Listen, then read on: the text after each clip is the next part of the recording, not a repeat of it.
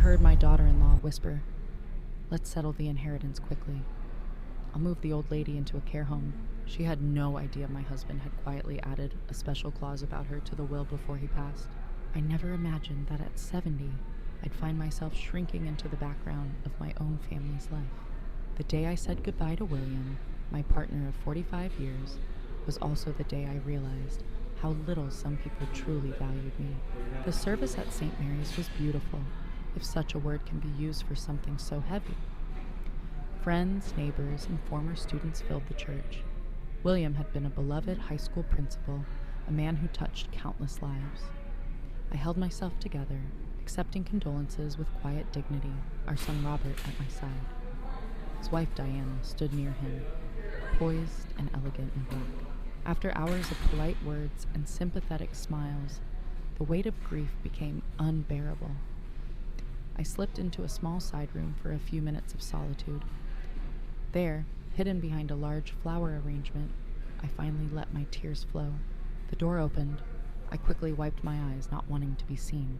They didn't notice me. "I told you we should have brought this up before he died," Diana said, her tone suddenly sharp. "It wasn't the right time," Robert answered wearily. "Well, now we have to deal with her. Talk to the lawyer Monday. We need to know exactly what we're getting and how. Your mother isn't getting any younger. The longer we wait, the harder it'll be." I understood every word, even when she switched briefly into the Portuguese we'd learned years ago in Brazil. "Hurry the inheritance. Send the old woman to a nursing home." "The old woman? Me." Robert sighed. "She won't want to leave the house." "Of course not," Diana replied coldly. "She can't manage alone. That place is too big, too many stairs, and she's forgetful. It's sensible. Maybe she could live with us?" Diana's laugh was like ice. "With my schedule? Number. You know how she is. Always in everyone's business. I can't have her there judging everything. Selling that house could really help with the kids' college fund." William had been gone less than a week, and already they were planning my future, counting what they believed was theirs. Robert finally said, "We'll discuss it later. Today is about honoring my father." "Fine," Diana answered, "but don't wait too long. The market's hot." They left, closing the door softly. I stayed frozen, their words echoing. The old woman, the house, the care home. When I finally stood, my reflection in the mirror looked pale and small. Was that how they saw me? A burden? But then William's last words returned to me. Days before he passed, he'd held my hand and said, "Eleanor, don't worry about the future. I've made sure you'll be protected." Only now did I understand the quiet strength behind that promise.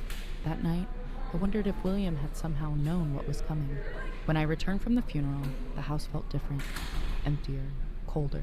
For nearly 30 years, this modest two-story colonial had been our world. We raised Robert here, celebrated holidays, weathered storms both literal and emotional. Now every familiar wall seemed to echo with absence. I drifted from room to room, fingertips brushing the life we'd built. William's reading glasses on the nightstand, the cardigan hanging by the door, the half-finished crossword on the coffee table. Small fragments of a life, suddenly interrupted. I couldn't move any of it. Sleep refused to come. Diana's words replayed in my mind like a cruel refrain. Send the old woman to a nursing home. I'd spent my entire adult life as a kindergarten teacher, nurturing other people's children, and raised my own son with all the love and patience I had. Was this how it ended? Discarded when no longer useful? Morning brought a cheerful knock. Diana stood on my porch, a bright smile fixed in place, holding a casserole dish. "Eleanor, I brought you some chicken pot pie." Cooking for one can be hard. I forced a polite smile and let her in, wondering if she realized I'd overheard her plans, or if I was only now seeing her clearly. "Thank you, that's thoughtful," I said. She swept into the kitchen, setting the dish down and opening my cabinets as if they were hers. "Let me help you organize. This kitchen is just so..." She paused, searching for a word. "Cluttered." My spice rack, built by William as an anniversary gift 15 years ago, was suddenly in her hands. "I've managed just fine with my kitchen for 30 years, I said, more sharply than intended. Surprise flickered across her face before the polite mask returned. Of course. I only want to make things easier for you now. She gestured vaguely at the empty chair where William used to sit. Now that I'm alone and apparently incapable, I replied before I could stop myself. Her eyes widened slightly. No one thinks you're incapable. We just worry about you managing this big house. It's not that big. 2 bedrooms and a study, I said. The water heater works fine. I have help for the yard. Robert and I have been talking, she continued gently, and we think it might be time to consider other options. A senior community, maybe. Private apartments, meals provided, activities. She was already pulling glossy brochures from her purse. There's a lovely one 20 minutes from us. I'm not ready to leave my home, I said evenly, though my hands trembled. No one's saying right away, she backpedaled. It's just smart to plan ahead. Plan ahead? The funeral wasn't even over. I shifted the conversation. I found something interesting yesterday. Appointments William had with Mr. Goldstein in the weeks before he passed. Our lawyer, her smile faltered. Oh yes, probably just updating his will. Standard procedure. Probably, I agreed. When's the reading? Robert's handling it. I think next week, she stood quickly. I should get going. Charity luncheon. After she left, I sat at the kitchen table staring at the brochures she'd left behind. Smiling seniors golfing, dining, painting. It didn't look awful, but it wasn't home. William's words echoed again. I've taken care of everything. Had he known exactly what might unfold?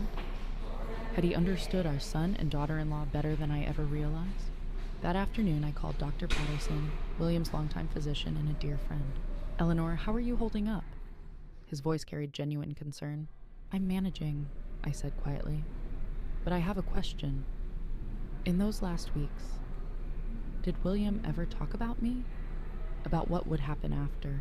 There was a pause. He did, Dr. Patterson said carefully. He asked me to keep an eye on you. Dr. Patterson's voice was gentle but firm. Your husband asked me to be available if you ever needed a medical opinion about your ability to stay in your own home, he said. A medical opinion about me? He worried there might be pressure for you to leave before it was truly necessary. But you're in excellent health. Your last exam showed no memory issues, no mobility concerns. There's absolutely no medical reason you can't continue living independently. Relief swept through me. Would you be willing to put that in writing? I asked. Of course.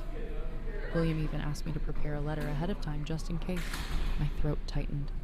Even in his final days, William had been protecting me. For the first time since his passing, my tears were filled with gratitude as well as grief. I felt something else too. Resolve. I would not be pushed aside. The next morning, Diana's car rolled into the driveway again, this time with Robert beside her. Their bright, practiced smiles set me instantly on guard. The battle for my home and my independence had begun. I barely slept that night, my mind spinning with possibilities. By dawn, I had a plan. Preparation, William always said, is half the fight. When Robert and Diana arrived, I greeted them with fresh coffee and a calm smile that hid my racing heart. Mom, we wanted to talk about some practical matters, Robert began, settling into the very spot on the sofa where his father used to sit. The sight of him there made my chest tighten. I've been thinking about practical matters, too, I replied evenly, handing him a cup. Diana perched gracefully on the edge of her chair and pulled out a new stack of glossy brochures. We found some wonderful senior communities, she said. One even has a waiting list. It's good to get on early. I nodded as though considering it. Before we discuss that, I'd like someone else to join us, I said. Diana's eyebrows arched. Someone else? Yes. Sandra, the nurse who helped care for your father. She should be here any minute. As if on cue, the doorbell rang. Sandra Peterson, William's home health nurse and now a trusted friend, stepped inside. Sorry I'm late. Traffic was terrible. Diana's smile tightened. We were hoping for a family conversation, she said coolly. Sandra is practically family, I replied. And her professional experience might help. Sandra sat beside me, her steady presence giving me strength. Robert, Diana, I began. I appreciate your concern, but I've decided to stay in my home. Diana's polite mask slipped for just a second. Eleanor, we understand this house has memories, but practically, I'm perfectly capable of living on my own, I said, cutting in gently. Dr. Patterson agrees there's no medical reason for me to move. William even asked him to evaluate me before he passed. Robert blinked. You spoke with Dad's doctor? I did. And he provided this. I handed him the letter Dr. Patterson had delivered yesterday. Robert scanned it, his eyes widening. This says you're in excellent health. Sandra added calmly, I've also spoken with the hospital's social services department. They can help set up small home modifications, grab bars, a medical alert system, regular check-ins to ensure Eleanor stays safe here. Diana shifted in her seat. We were only exploring options. Actually, I said quietly, it seemed like you'd already made a decision. The funeral, I heard you say you'd send the old woman to a nursing home. I was there in the side room. I heard every word. The room went silent. Diana froze, then flushed. I don't know what you think you heard, she began. I know exactly what I heard, I said, my voice calm but unshakable. I'm not leaving my home. Not now. Not because of pressure. And certainly not when there's no reason to. Sandra nodded firmly. We have a plan to help Eleanor age in place safely. I'd be happy to review it with you both. Diana stood abruptly, her face tight. This feels like an ambush. I simply folded my hands and met her gaze. No, this is clarity. It's not an ambush, I assured Diana quietly. I'm simply being practical, just as you suggested. Before she could reply, the doorbell rang again. This time it was Emma, my 16-year-old granddaughter, letting herself in with the key she'd always had. Hi, Grandma, she called, then stopped when she saw the serious faces in the living room. Oh, sorry. Am I interrupting? Not at all, sweetheart, I said warmly. We're just having a family discussion. Emma, tall and thoughtful like her grandfather, looked from one tense face to another. Is everything okay? We're discussing Grandma's living situation, Robert explained. What about it? Emma asked, frowning. Your parents think I might be better off in a senior community, I said gently. What? Why? Her eyes widened. Grandma's perfectly fine on her own. She literally taught me to make lasagna from scratch last weekend. Diana's lips thinned. Emma, adult decisions are more complicated than that. I'm not a child, Mom, Emma shot back. And Grandma's not helpless just because she's 70. Affection and pride surged through me at her fierce defense. Since William's passing, Emma had come over often, sometimes to do homework at my kitchen table, sometimes simply to keep me company. Emma, why don't you help me bring in some cookies from the kitchen? Sandra suggested, giving the family a moment to breathe. When they left, Robert exhaled heavily. Mom, I only want what's best for you. I know, I said, reaching for his hand. But what's best for me is to stay in my home with the right supports. Your father and I discussed this long before he passed. It was our decision. Robert looked torn, glancing from me to Diana. The will is being read tomorrow, I reminded him softly. Let's wait and hear what your father wanted before we make any big decisions. Diana stood, smoothing her skirt. We should go. I have a hair appointment. After they left, Sandra lingered for another cup of coffee. That went about as well as anyone could hope, she observed. Thank you for being here, I said sincerely. It helped more than you know. Emma returned from seeing her parents out. Grandma, are they really trying to make you move? They're concerned in their own way, I sighed. They're being ridiculous, Emma said firmly. Don't worry. I won't let them push you around. Looking at her determined young face, I felt a flicker of hope. I was not alone in this fight. The next day, I stepped into the familiar offices of Goldstein and Associates. Nothing had changed since William and I were last here 5 years ago. The same leather chairs, the same landscape paintings, even the same receptionist, with her warm smile and silver-streaked hair. Mrs. Bradley, it's good to see you again, Martha said, rising to greet me. Though I wish it were under better circumstances. Thank you, Martha, I replied, clutching my handbag a little tighter. Is everyone here already? Mr. and Mrs. Bradley just arrived. Mr. Goldstein will be with you shortly. I nodded and sat down, heart pounding. I'd slept little, wondering what William had arranged in those final meetings with the lawyer. Across from me, Robert flipped absently through a magazine, while Diana checked her watch every few minutes. How long is this going to take? She whispered. Robert hushed her with a glance in my direction. At last Mr. Goldstein appeared in the doorway, dignified in a gray suit, silver hair perfectly combed. Mrs. Bradley, Robert, Diana, please come in. We followed him into his office and settled around a polished conference table. He opened a thick folder and looked up. "Before we begin," he said, "please accept my condolences, Eleanor." William was a good man and a dear friend. "Thank you," I murmured. "Now to business." He adjusted his glasses. "William's will is straightforward. As his surviving spouse, Eleanor, you inherit the house and all its contents. The joint bank accounts are already in your name. The life insurance policy names you as beneficiary." Diana shifted slightly. Mr. Goldstein continued evenly. "And the investment accounts?" "William's retirement account, worth about $450,000, also lists you as the primary beneficiary."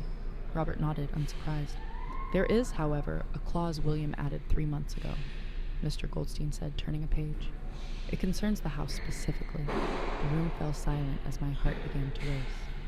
This, I realized, was exactly what William had been planning. Mr. Goldstein adjusted his glasses and read aloud. "The house at 1142 Maple Street is bequeathed to Eleanor Bradley with lifetime right of residence. Upon her death, or should she voluntarily choose to sell, the property will pass to Robert Bradley. However, there is a condition.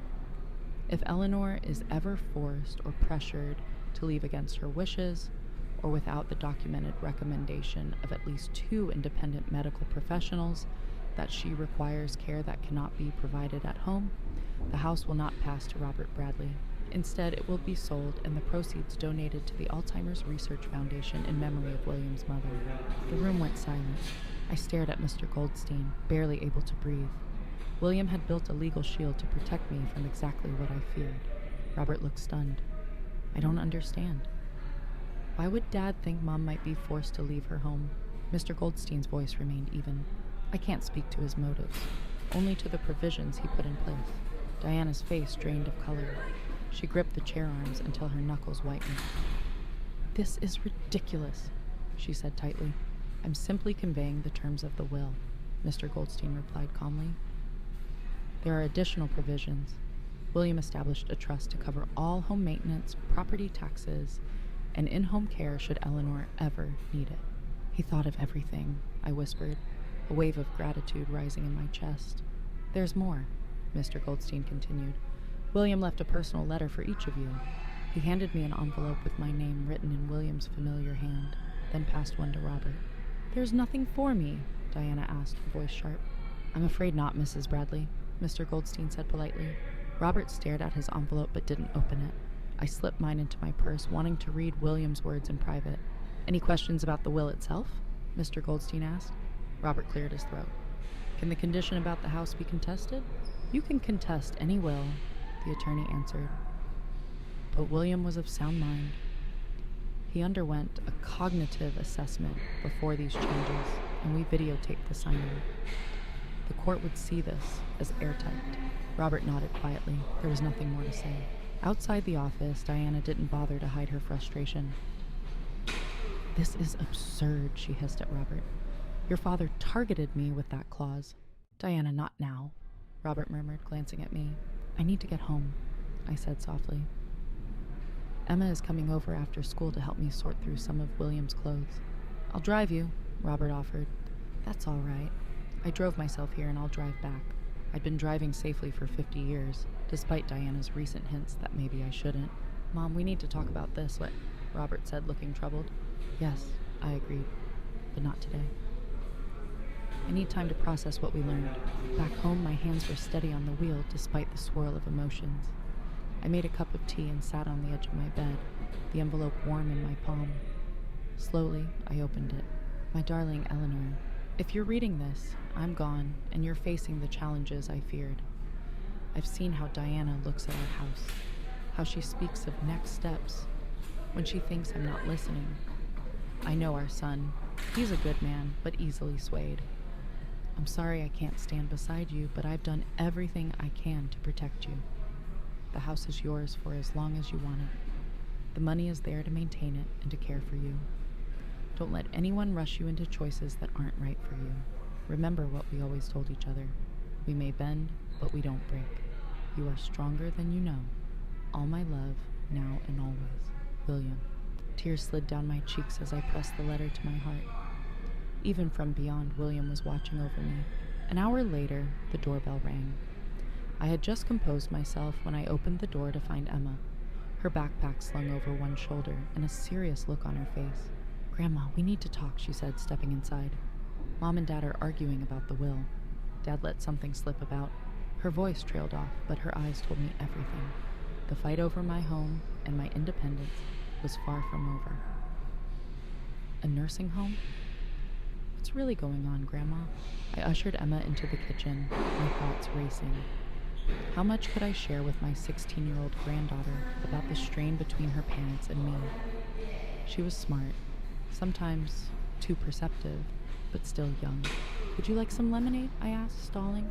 "Grandma," Emma said firmly, dropping her backpack onto a chair. "Please don't treat me like a kid." "Something's wrong, and I want to know." I sighed and poured 2 glasses. "Your mother thinks I should move to an assisted living community." Emma's eyes widened. "But why? You're perfectly fine here." "She says the house is too much for me to manage alone." "That's ridiculous," Emma scoffed. "This house isn't even that big." I offered a small, sad smile. "I suspect there are other considerations." "Like what?" I hesitated, unwilling to speak badly of Diana to her daughter. "Financial ones, perhaps." Emma's face darkened with understanding. "The house. They want to sell it, don't they?" I gave a slight nod. "Your grandfather anticipated this might happen. He added a clause in his will so I can't be forced out." "Good for Grandpa," Emma said fiercely. Then her expression softened with worry. "But Mom won't give up easily. I've seen how she gets when she wants something." That was true. Diana's drive and sharp eye for property had made her a successful real estate agent. Once she spotted an opportunity, she rarely let go. "I can handle your mother," I said with more confidence than I felt. Emma sipped her lemonade, thinking hard. "You know," she said at last, "I can move in with you." I nearly choked. "What?" "Just hear me out. I'm going to state next year. It's only 20 minutes away. I could live here instead of the dorms. I'd help with the house, and Mom couldn't claim you're all alone."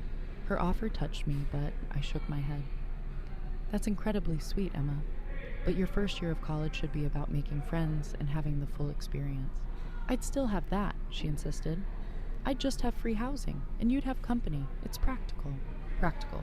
Diana's favorite word. Before I could respond, the front door opened. "Emma, are you here?"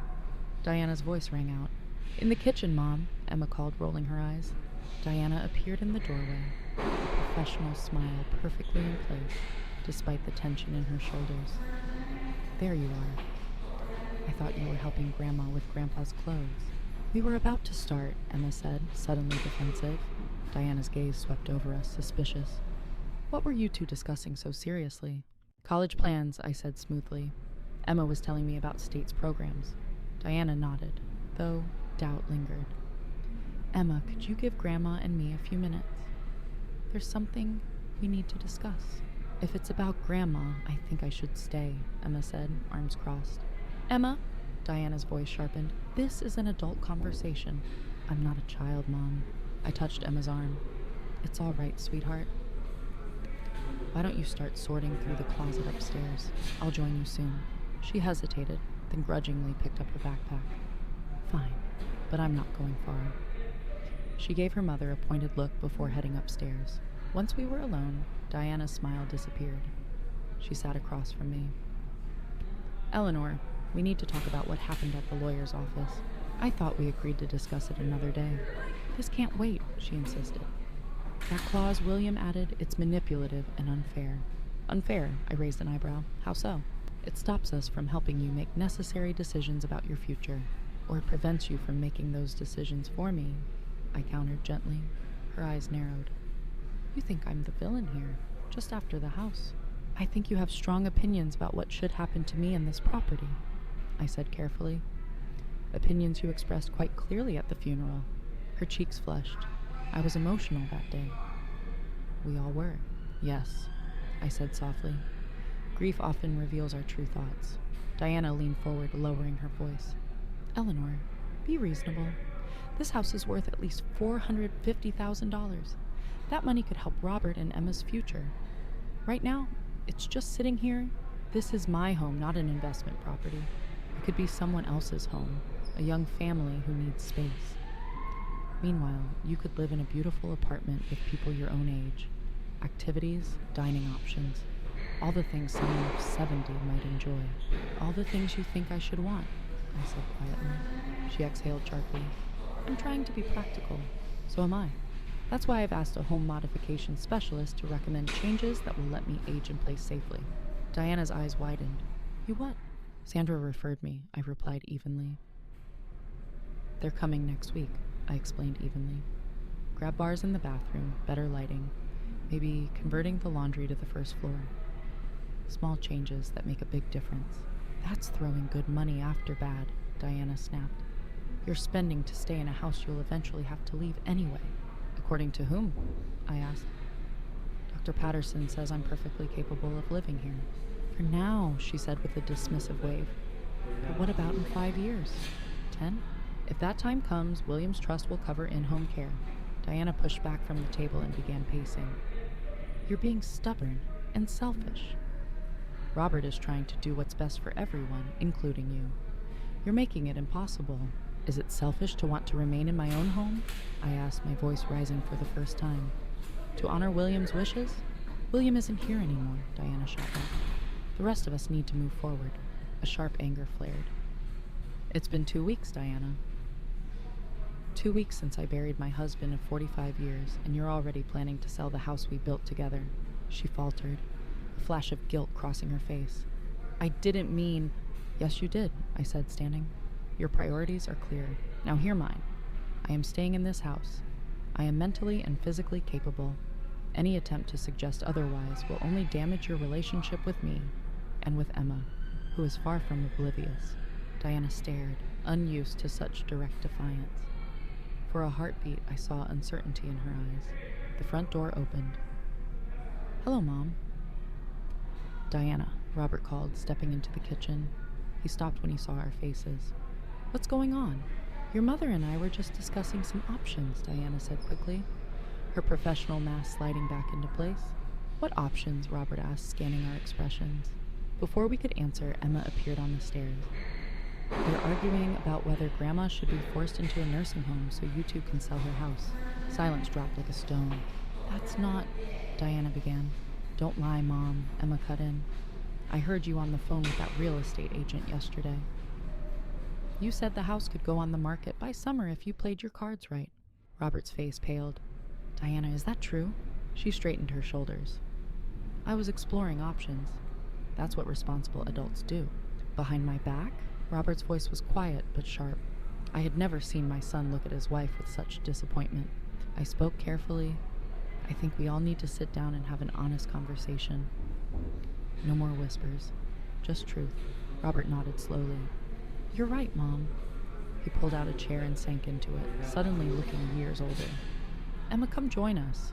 Emma descended the stairs, her chin lifted, and sat beside me, a silent show of support. Diana remained standing for a moment as if holding the higher ground, then finally took the last chair. I know you think I'm the villain here, she began, looking directly at me. But I'm only trying to be practical about a situation none of us asked for. Mom, Emma said firmly, there's practical, and then there's cruel. Emma, Robert warned, but I held up a hand. Let her speak. Everyone deserves a voice. Emma straightened. Grandma is perfectly capable of living here. She's not sick. She's not confused. She doesn't need to be in a home. You just want the money from selling this house.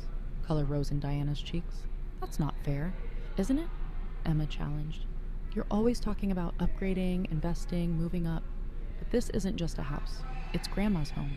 Robert rubbed a hand through his hair, looking more like his father than ever. Diana, we talked about this. We agreed not to pressure Mom.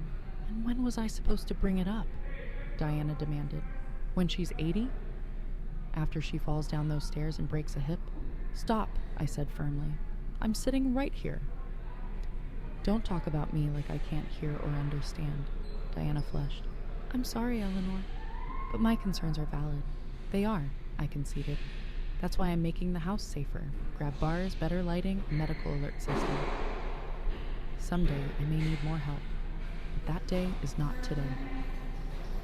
And when that day eventually comes, I said calmly, There are plenty of options beyond selling this house or moving me into a facility. Robert studied me, something new in his eyes. You've really thought this through. Of course I have. William and I discussed it when he first became ill. I folded my hands on the table. I know this house represents an inheritance to you, Diana. But it's my home, and William made it legally clear that I can stay here as long as I choose. Diana's jaw tightened. That clause was manipulative. It was protective, I replied, and clearly necessary. The tension stretched hot between us until Robert broke the silence. I'm sorry, Mom, he said quietly. Dad was right. I didn't see what was happening. Robert, Diana turned to him, disbelief flashing in her eyes. No, Diana. His voice was steady. How would you feel if someone decided your home, your life choices weren't valid anymore? If they talked about sending you away as though you had no say? That's different, she protested. I'm not 90, I added gently. And 70 isn't the end of anything. I could live here independently for another decade or more. Emma, who had been watching closely, spoke up. And I've been thinking. My offer to live here during college still stands. Robert looked surprised. You'd rather live with Grandma than in the dorms. Why not? Emma shrugged. State is close. I'd save thousands on housing, and I'd be here if Grandma needed anything. I hadn't expected Emma to announce this in front of her parents, but her determination warmed me. Diana looked between us, calculating. That could work, she admitted reluctantly, at least for a few years. I'm not asking for permission, Emma said firmly. I'm telling you my plan. Robert's mouth curved in a faint smile. It's not a bad idea. And Mom wouldn't be alone. Diana exhaled, finally conceding. For now, fine. If that's what everyone wants. What I want, I said, meeting each of their eyes, is for this family to heal. William would hate to see us torn apart. Robert reached across the table and squeezed my hand. You're right. I'm sorry, Mom. You've only added to your grief. Diana didn't apologize, but something in her posture softened. We should go, she said at last. Emma has homework and you need to rest. Actually, I said, I was hoping Emma could help me sort through some of William's clothes today. Diana hesitated, then nodded. All right, we'll pick her up later. Emma and I spent the afternoon folding shirts and pairing shoes, each item holding a memory. I cried sometimes, but the tears felt cleansing, not crushing. Mom hasn't given up, Emma said quietly as we packed a box. She's just regrouping. I know, I replied, but I'm ready and I have allies. The months that followed brought change, but not the kind Diana envisioned. The home modifications were finished, making the house safer while keeping its soul. Emma graduated high school and moved into the second bedroom that fall, bringing youthful energy to the quiet rooms. Robert visited more often, sometimes without Diana, and our conversations deepened. One evening on the porch swing William had hung decades ago, Robert admitted. Dad's letter made me think about the man I want to be, the example I want to set for Emma. I squeezed his hand in silent support. Diana remained Diana, practical, ambitious, concerned with appearances, but something in their marriage shifted. Robert stood his ground, especially about me. When she brought up selling the house again, he ended the conversation with a quiet finality. Mom stays where she wants to stay. End of discussion. As for me, I discovered that 70 was not an ending, but another beginning. I joined a water aerobics class, reconnected with old friends, and began volunteering at the library's literacy program. The ache of losing William never disappeared, but it softened, leaving room for new experiences. On the anniversary of his passing, I visited his grave alone. Placing fresh flowers on the headstone, I whispered, "You were right." I bent, but I didn't break. Driving home, a calm strength filled me. William had given me one last gift, the space to remember who I was, beyond being someone's wife or mother. I was Eleanor Bradley, 71 years old, still living in my own home, still making my own choices, still finding joy each day. That night, Emma and I dined on the patio, fireflies blinking in the warm twilight. Her first year of college was busy and bright, but she seemed content with our arrangement. Do you ever regret skipping the dorms? I asked. Never, she said with a grin. This was right for both of us. Plus, her eyes sparkled, It drives Mom a little crazy. Bonus, I laughed, a deep, rich sound that carried into the night. William would have loved it. The battle wasn't over. Diana would surely try again someday. But I was no longer afraid. I had found my voice, my strength, my dignity, and I wasn't letting go.